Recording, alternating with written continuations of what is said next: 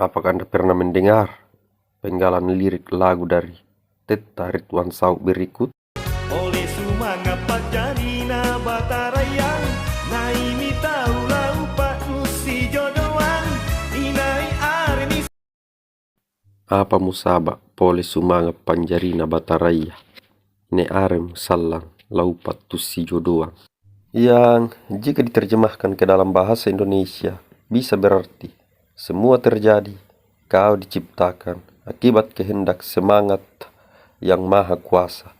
Siapa kiranya nanti yang akan beruntung untuk berjodoh.